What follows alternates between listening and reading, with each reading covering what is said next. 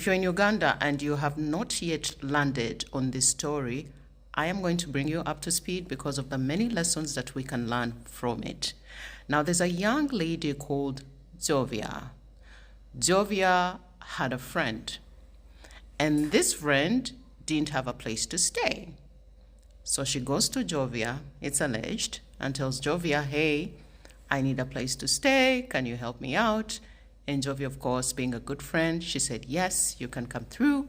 We can start living together. So the young ladies started living together somewhere in Bukoto. But on Wednesday night, I would say morning, at around 3 a.m., the neighbors say they had really loud noises coming from the two girls, almost as if they were having a fight. It's alleged that one of the neighbors who knew Jovia and had her contacts sent her a message and asked her, Jovia, are you okay? And she responded, I think it was on WhatsApp, yes, everything is fine. Okay, so the neighbor goes back to sleep. I think then things went quiet. Fast forward, at her place of work, I think her workmates noted that she hadn't come in and they tried to call her phone and it wasn't going through. So they were like, this is very strange because Jovia, from what I hear, was a very hardworking young lady. So they're like, okay, fine. Let's call the sister to go and figure out where she is. So when they called the sister, she went to Jovia's home, opened the house, and she was shocked to find her sister wrapped in white bed sheets with blood everywhere, and unfortunately, she was not alive. So of course, they called the neighbors, I think landlord, and then they called the police, and she was unalived in a very gruesome manner. You want to tell me that this best friend left her friend soaked in blood, locked the room in the morning, and walked out as if everything was normal?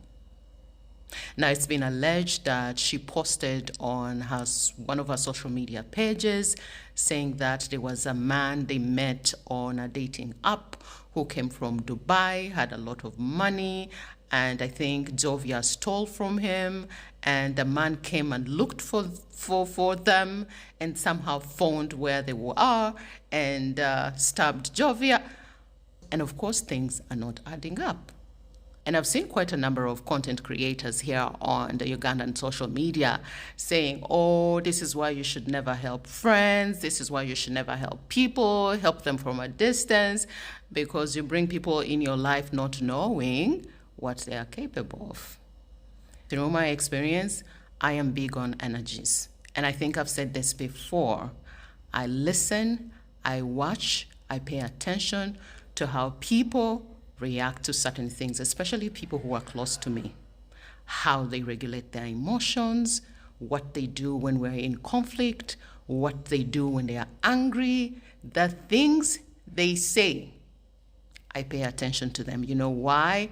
Because we as humans, according to neuroscience, we become our thoughts.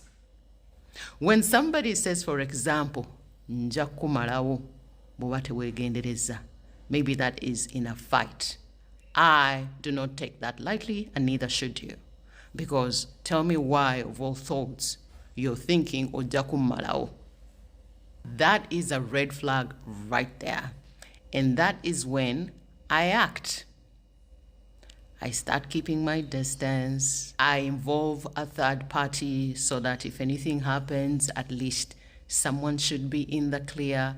But I try as much as I can to eliminate myself from that situation. Keep my distance. And this is with all people, whether it's a workmate or somebody I know, somebody on the socials, a relative. I am point blank keeping my distance because people are struggling with a lot of mental issues that are not diagnosed. Now, I'm not saying this is the case with Jovia's best friend, but I'm just saying, please be on the lookout. Sometimes the people who will hurt you are the ones that are close to you.